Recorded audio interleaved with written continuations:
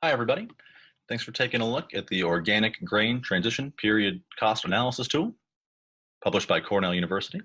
The idea behind this tool is to help you understand a little more what the transition period for switching from conventional growing practices to organic growing practices would have on the cost and revenue for your farm. So the tool really breaks down the first 3 years of transitioning to organic, because we know that while we're transitioning, we cannot use the organic certification to sell our goods until after year 3, right? So for years 1, 2, and 3, we have to use different production techniques in order to get the organic certification. And then in years 4, 5, and 6, and so forth, we'd be able to use the organic certification to get higher prices for our goods. And this is a tool that really shows you those first 3 years while you're transitioning, and then those years 4, 5, and 6 after the certificate's already been obtained. Okay, so you'll see my mouse over here. Usually when I'm talking, you can follow that, and it'll be exactly what I'm talking about while we're going through the video. So right here we have the general assumptions. This really kind of tells you the overall idea for the tables, what we're looking at, where the information came from. A lot of the default settings in here came from studies done by Professor Bill Cox of the School of Integrated Plant Sciences here at Cornell University, so keep that in mind. We're going to scroll down a little bit.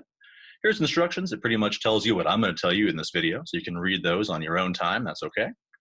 We have the output sheets. These are what you're going to look at when we're done doing everything, okay? So we have a summary of results and summary of graphs. I'll go over those in more detail later.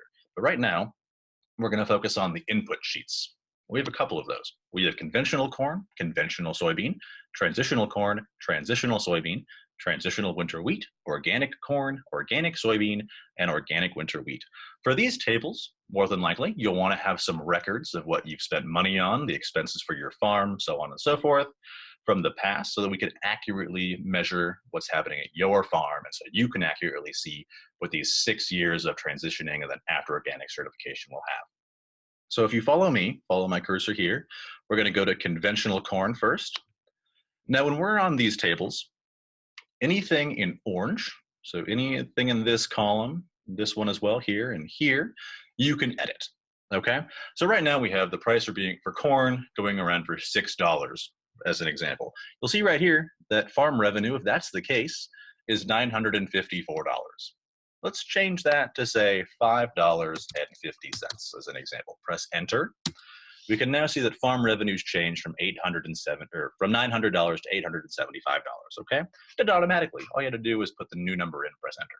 Okay, we're going to scroll down a little bit. Now what we see here are costs. So from seeds to fertilizer to pre-harvesting costs, after harvesting costs. You want to enter all of those for the conventional corn that you're currently growing or might be currently growing, so that we can see what your costs currently are, right, before doing the transition. So we can continue looking down here, and we can see our income statement. Again, this will change by itself. So let's say that corn combining, for example, instead of being $40, is $32.70. Okay, let's do that. Press enter. Now we can see all these numbers changed, right? The cost went down, so our return over land and labor went up. Okay, that's conventional corn. The same thing you'll find for conventional soybeans. Again, up here's the price for it and some expenses. Now we're going to move on to transitional corn. Okay, what we're seeing here with transitional corn is, again, we need to change his expenses. However, this is going to be the expenses that you'll be incurring when changing from conventional corn growing practices over to organic corn growing practices. And remember, for the transitional period, years 1, 2, and 3, we don't really get a price increase, right? Because we're still essentially marketing it as conventional corn because we haven't obtained that organic certification yet. So we have to use a normal price for corn, right? The conventional price. Again, everything's going to change by itself. We're going to need to change these numbers here to really kind of update for the organic processes. Again, it's all going to come down here. You'll see an income statement. We have that for corn, we have that for soybeans, and we have it for winter wheat. Then you're going to go over here to this one. So follow my mouse, click on organic corn. Now in here, we're assuming that after year 3, so for years 4, 5, 6, and so on, that you have obtained your organic certification, right? And that means if you've done that, though we're able to obtain a higher price for our corn, right? So remember, originally it was around $5.40. Now we've upped it to $15. Let's do a more modest price. Let's say it's at $12, okay? So now we put 12 in. We've seen our farm revenue has gone to $1,600 or $1,620 now. That's more than what it was at the beginning. We also have our break-even yield over here. which shows that we need to get 49 bushels per acre, right? So we're going to continue down here. Again, it's the same tables you've seen before. Really what we're looking at here is potentially changing some of the expenses, but definitely changing the price that you're receiving for your corn, because now it's organically certified, so you can get higher prices. And you can do that for organic soybeans and organic winter wheat and corn like we've just been showing. Okay, so what you want to do before doing anything else is going through these tables step by step. So you're going to want to start with conventional corn, then conventional soybean, and update those expenses and the costs and everything. Then you're going to go to transitional corn, transitional soybean, transitional winter wheat, update those costs and prices, and then go to organic corn, organic soybean, and organic winter wheat, and update those as well. Now, if you're not growing, let's say example soybeans, or you're not transitioning wheat to organic, then you can just leave those tables as they are, and I'll show you how to deal with that in a minute. Okay?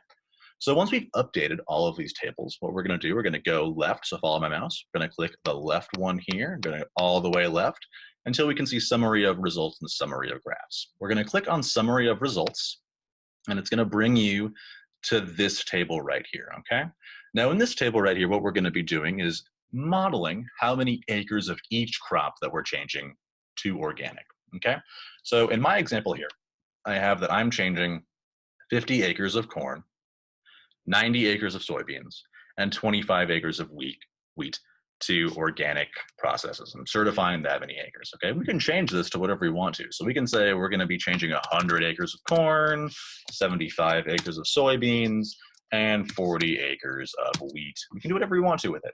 These numbers here, we're doing a farm of 215 acres. Down here, we're keeping our conventional numbers as they are. You can add whatever you want there.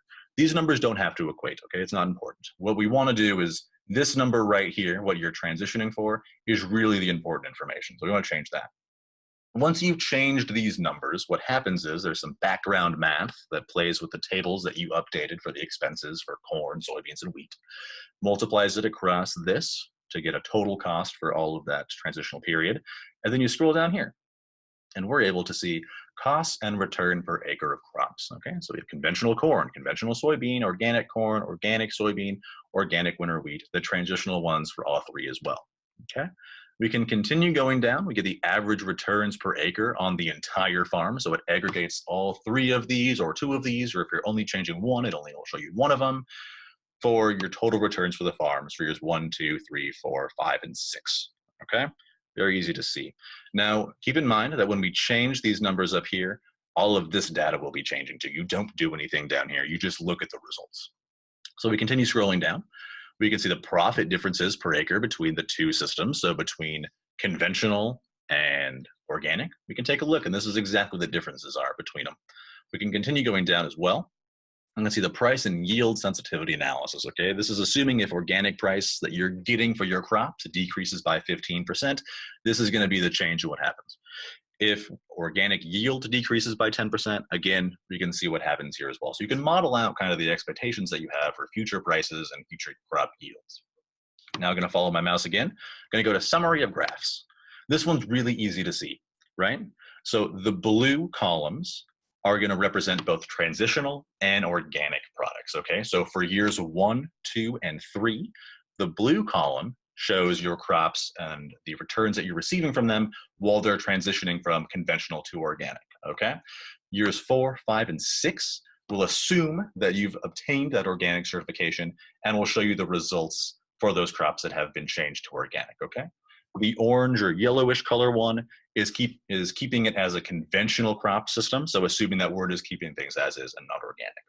On this one, you can see farm receipts, you can see return over farming costs, and you can see return over land and labor. And again, remember that the blue is showing you the transitional crops, okay? So for years 1, 2, and 3, we're still selling them as if they're conventional crops, but we've changed the production process to be organic. And then for years 4, 5, and 6, we actually have obtained that organic certification and can sell it as an organic product, usually resulting in a little bit higher prices. Okay, I hope this tool was helpful for you. I hope it can help you make some decisions on if you do want to change from conventional to organic crops. And I hope you enjoyed the video, and I hope you have a great day. All right, thank you so much for your time.